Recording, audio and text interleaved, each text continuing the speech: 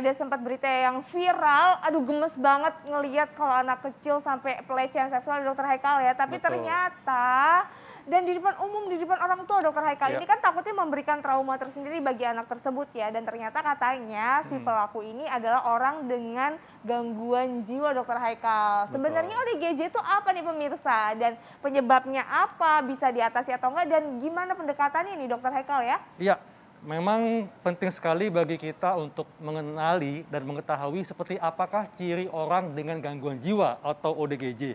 Dan tentunya ini bukan berarti membuat kita menjadi antipati atau menjadi malah menjauhi, tapi bagaimana kita untuk bisa membantu penyembuhannya. Ya. Nah, di tengah kita sudah ada Dokter Laharu Kembaren, dokter psikiatri. Pagi dok, apa kabar? Selamat pagi Dokter Haika, selamat pagi Intan, salam sehat jiwa. Salam sehat jiwa. Pagi Ya. dokter. Tadi aku ingat banget ya sebelum live dokter dokter ngingetin kalau mencintai seseorang sepenuh hati jangan sepenuh jiwa.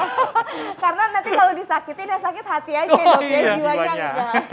Setuju banget itu. Intan ingat aja. Betul banget dok. Iya. Iya. Dok, Dokter, ini kita membahas tentang kejadian yang tempo hari dok ya.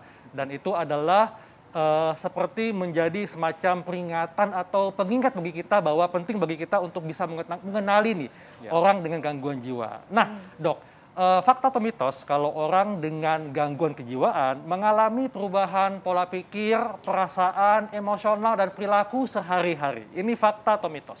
Ya, itu fakta ya Dokter Haikal, karena memang orang dengan gangguan jiwa itu adalah orang yang mengalami gangguan pada pikiran, perasaan, dan perilakunya. Dan gangguan-gangguan tersebut sudah memberikan penderitaan bagi yang bersangkutan, bagi keluarga, bagi orang-orang sekitarnya, dan ini sudah mengganggu fungsi dan produktivitas dari yang bersangkutan. Ya. Cuma sayangnya memang kesehatan jiwa ini masih sering dipandang sebelah mata ya. Padahal sebenarnya kesehatan jiwa itu sama pentingnya dengan kesehatan fisik kita. Oke. No health without mental health.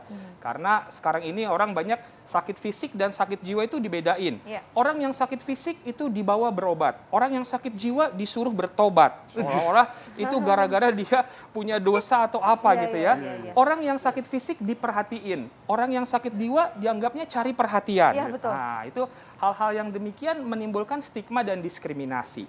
Padahal orang dengan gangguan jiwa adalah merupakan orang yang memiliki gangguan medis. Ada sel saraf di otaknya yang terganggu secara fungsi ataupun strukturnya. Dan itulah yang menyebabkan dia mengalami gangguan pada pikiran, perasaan, dan perilakunya. Oke, nah tapi dokter ini mungkin tanda-tanda yang bisa kita melihat ini kalau kita tuh harus aware bahwa orang ini memang sepertinya ada gangguan jiwa. Ini gimana sih dokter? Karena kan kadang-kadang kita nggak bisa membedakan ya, nggak bisa ngenalin karena kayaknya kita melihatnya awalnya kok perilakunya kayaknya baik-baik aja, tapi ternyata setelah ada kejadian baru kita tahu gitu dok. Ya, jadi benar sekali bahwa kita perlu untuk mengenal ya tanda dan gejala dari orang dengan gangguan jiwa. Tadi dia, gejalanya adalah di pikiran, perasaan, dan perilakunya. Sama kayak penyakit lain, misalnya COVID ya. Iya. Gejala-gejalanya apa? Ada demam, panas, batuk pilek, sesak gitu ya. Anosmia, nggak bisa mencium bau. Nah, orang dengan gangguan jiwa, kita akan lihat dari, oh kok cara berpikirnya berbeda ya. Jadi lebih overthinking, sering curiga sama orang lain, paranoid. Atau moodnya, perasaannya. Kok berubah-berubah ya? Ada kadang-kadang sedih, murung, sampai ada keinginan untuk mengakhiri hidup, melukai diri sendiri atau self-harm. Atau juga gangguan dalam perilakunya. Kok dia kayak ngomong sendiri, ketawa sendiri, dan melakukan perilaku-perilaku yang aneh, yang tidak bertujuan. Nah, itu menunjukkan nih bahwa yang bersangkutan punya masalah dengan kejiwaannya. Ya. Dan kalau menemukan hal-hal yang seperti itu, kita kenali dan segeralah dibawa konsultasi ke profesional kesehatan jiwa agar bisa cepat mendapatkan pertolongan. Iya. Dok, mungkin masyarakat ingin tahu dok lebih jauh bahwa kalau ada perasaan mood swing, kemudian rasa cemas atau gelisah itu kan hal yang harafiah atau normal Betul sekali. dapat dialami oleh siapa saja.